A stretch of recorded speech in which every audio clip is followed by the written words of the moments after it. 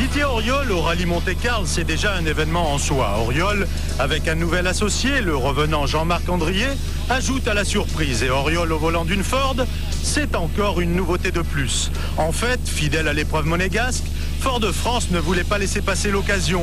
Et avec le soutien d'un nouveau pétrolier, on a pu offrir la possibilité à Didier Auriol de faire son grand retour ici, aux commandes d'une Escort Cosworth préparée par RAS. Auriol, opposé aux nouvelles World Rally Car. On sait que la World Rally Car est une voiture qui est quand même un petit peu plus rapide, un petit peu plus performante. Par contre, il faut savoir déjà que nous ne prenons pas au Monte-Carlo, ce qui veut dire des conditions de route très difficiles. Donc déjà, si on trouve un petit peu de la neige, du brouillard, automatiquement l'écart sera moins important, quoi qu'il arrive. Et surtout, on a une voiture qui roule depuis quelques années, donc peut-être que les autres auront des problèmes de jeunesse. Avec une voiture éprouvée, Didier ne part pas battu face à des adversaires qui auront peut-être à essuyer les plâtres. Et l'avantage théorique des WRC devrait être compensé par l'expérience que Didier a acquise sur ce terrain. Carlos Sainz a beaucoup d'expérience également. Quelqu'un comme Colin McRae, c'est quelqu'un qui s'adapte très vite partout.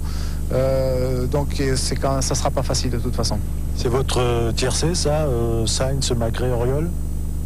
Ouais, j'aimerais bien mettre un petit peu l'inverse, mais je crois que je pars ici dans ma tête un petit peu en outsider, en sachant qu'il peut y avoir une bonne opportunité. Toyota a fait la démonstration en Italie et en Espagne qu'il faudrait prendre cette année les chances de sa Celica GT en grande considération. À chaque fois, le jeune Belge Freddy Loax a su tirer le meilleur parti d'une monture qui fut en son temps la terreur en rallye. Loax est doué, c'est sûr, et on aura sûrement à reparler de lui sur ce Monte-Carlo ou sur asphalte. L'adoption d'un nouveau différentiel avant a déjà montré son efficacité.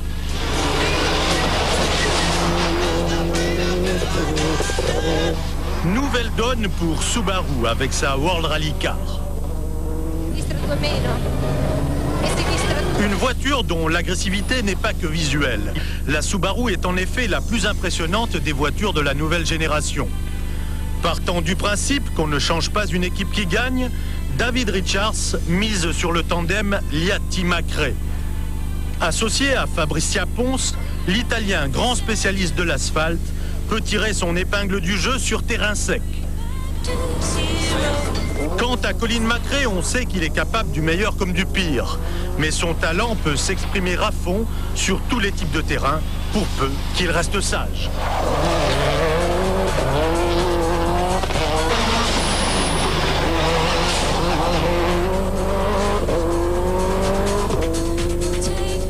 Mitsubishi Rally Art Europe préfère concentrer tous ses efforts sur Tommi Mäkinen, le nouveau champion du monde, qui a souvent frôlé l'exploit à Monte-Carlo sans vraiment en tirer profit.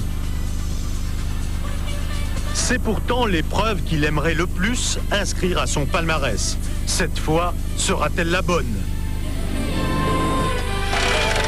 En tout état de cause, Mitsubishi a préféré ne pas sauter le pas pour rejoindre le clan des World Rally Car.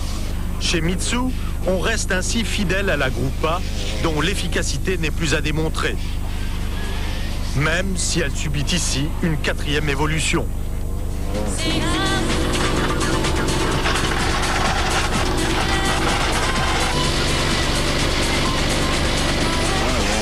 Chez Ford, en revanche, on fait souffler le vent de la nouveauté.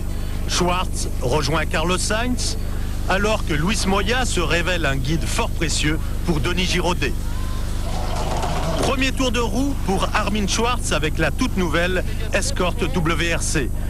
Tout semble aller pour le mieux pour le pilote allemand, qui n'ignore pas qu'il joue cette saison une carte importante dans le championnat du monde. Mais chez Ford, c'est le grand chambardement. Boréam se retire sur la pointe des pieds et refile le bébé à l'équipe de Malcolm Wilson, un ancien de la grande maison. Cela n'effraie pas Carlos Sainz, qui a beaucoup travaillé pour améliorer le comportement de sa nouvelle monture. En revanche, le moteur reste encore à lui donner satisfaction. Il espère seulement que le nouveau turbo, qui doit équiper sa voiture de course, apportera la pêche qui faisait tant défaut à l'Escort Cosworth la saison dernière. Bien sûr, il faut attendre quelques spéciales pour voir comment ça marche les autres voitures. Il y a une nouvelle réglementation même des pneus. Et je pense que dans cette rallye, ce n'est pas possible de faire une grosse erreur de pneus parce qu'il n'y a pas beaucoup de temps pour récupérer c'est un rallye beaucoup plus court qu'avant. Alors les choix de pneus, c'est très très important parce que je pense que sera très difficile de récupérer du temps. Il faut attendre les autres voitures, il faut attendre comment ça passe les nouvelles voitures et comment ça passe cette nouvelle réglementation. Il y a beaucoup de nouveautés. Beaucoup d'inconnus, c'est vrai, mais Sainz, ancien vainqueur de l'épreuve monégasque, aura pour lui son talent et son expérience pour mettre tout le monde à la raison. Darling, it's been so long.